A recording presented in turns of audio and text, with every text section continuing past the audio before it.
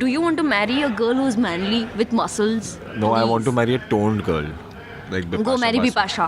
See, same time you said Go marry Bipasha. Bipasha. अब वो होती इस शो में तो तुम्हें रो भी नहीं रहा होता इसके लिए. I'm far better than Bipasha. Okay? See, We're not attacking. It became a super hit and did help the female actress to reach there. But then I realized that if I would have done that film at that point of time, I would have lost myself.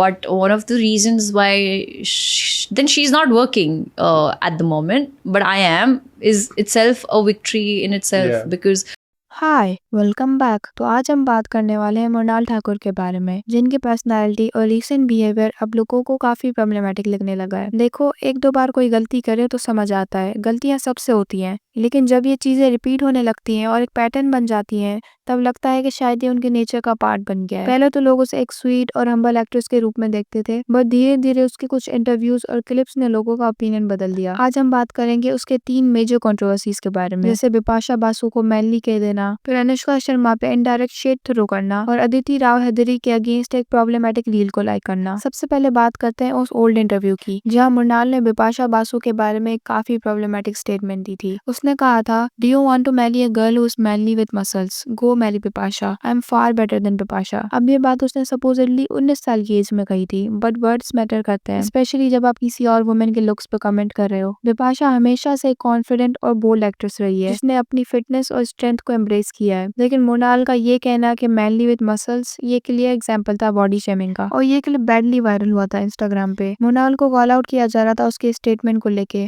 और criticise भी किया गया। बाद में मृणाल ने apology दी और बोला कि वो तब इमेच्योर थी और उन्हें अपने वर्ड्स की इम्पैक्ट की समझ नहीं थी। लेकिन प्रॉब्लम ये है कि ये सिर्फ एक इंसिडेंट नहीं था, ये एक पैटर्न बन गया, क्योंकि आज भी उसका टोन इंटरव्यूज में सेम तरह का लगता है, थोड़ा एरोगेंट, थोड़ा डिसमिसिव टुवर्ड्स अदर एक्ट्रेसेस। अब बात करते हैं उसके रीसेंट इंटरव्यू की, जहाँ उन्होंने अनुष्का शर्मा पे इनडायरेक्ट शेड थ्रो करने की कोशिश की। तो एक इंटरव्यू था मृणाल का, जिसमें उससे क्वेश्चन पूछा गया, a film that you said no to but it ended up becoming a superhit.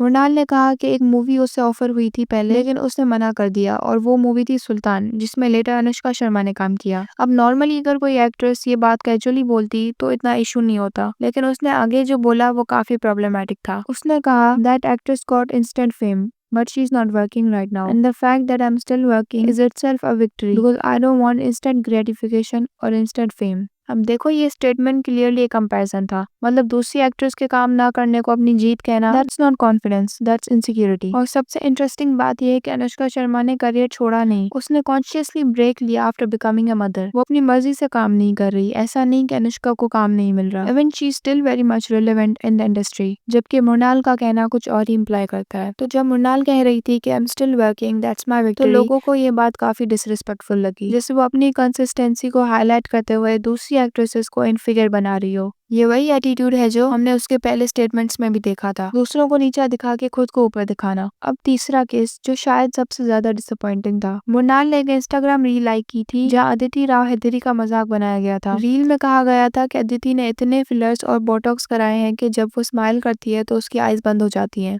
और उसको किसी कैरेक्टर से मिलाया जा रहा था, और मृणाल ने वो रील लाइक कर दिया। अब सोचो, एक एक्ट्रेस होने के बावजूद दूसरी एक्ट्रेस के लुक्स पे मजाक बनाने वाली पोस्ट को लाइक करना, it's just mean and immature. Public ने ये बात नोटिस कर ली और फिर मृणाल को अगेन बैकलैश मिला। ये सब दिखाता है कि ये सिर्फ एक दो बार की बात नहीं है, एक पैटर्न ऑफ बिहेवियर है, जहाँ वो बार बार दूसरी वुमेन पर अननेसेसरी कमेंट्स करती है, उन्हें सटली अंडरमाइन करती है, और फिर जब बैकलैश मिलता है तो बोलती है, I didn't mean it that way. देखो, सब गलती करते हैं, किसी एक बात पे इंसान को जज करना अनफेयर है, लेकिन जब रिपीटेडली एक ही पैटर्न दिखाई दे, जैसे बॉडी शेमिंग, जेलसी और दूसरों के सक्सेस को इनडायरेक्टली अटैक करना, तब ये कॉन्फिडेंस नहीं लगता। मृणाल टैलेंटेड है, हार्ड वर्किंग भी है, नो डाउट, लेकिन जब आपकी एनर्जी कंपैरिजन और इनसिक्योरिटी में वेस्ट होने लगे, तब लोग आपकी पर्सनालिटी को प्रॉब्लमेटिक कहने लगते हैं, और यही अब हो रहा है। लोग कह रहे हैं कि वो हर इंटरव्यू में थोड़ा एरोगेंट लगती है, थोड़ा डिफेंसिव, जिसे हमेशा प्रूव करना हो कि वो बेटर है। उसने कहा कि उसे इंस्टेंट फेम नहीं चाहिए, फेयर इनफ, लेकिन जब आप हर दूसरी एक्ट्रेस के फेम पर इनडायरेक्टली कमेंट करते हो तो वो मैच्योरिटी नहीं, इनसिक्योरिटी लगती है। सो यार, ये थी मृणाल ठाकुर की recent controversies, body shaming, shading and problematic behaviour, सब कुछ मिला के एक पैटर्न दिखाता है। आप बताओ, क्या ये सब कुछ ओवर रिएक्शन है, या फिर मृणाल को सच में अपने टोन और एटीट्यूड पे काम करना चाहिए? अपना ओपिनियन कमेंट में जरूर बताना, और अगर वीडियो पसंद आई तो चैनल को सब्सक्राइब करना, वीडियो को लाइक कर देना। मिलते हैं नेक्स्ट वीडियो में।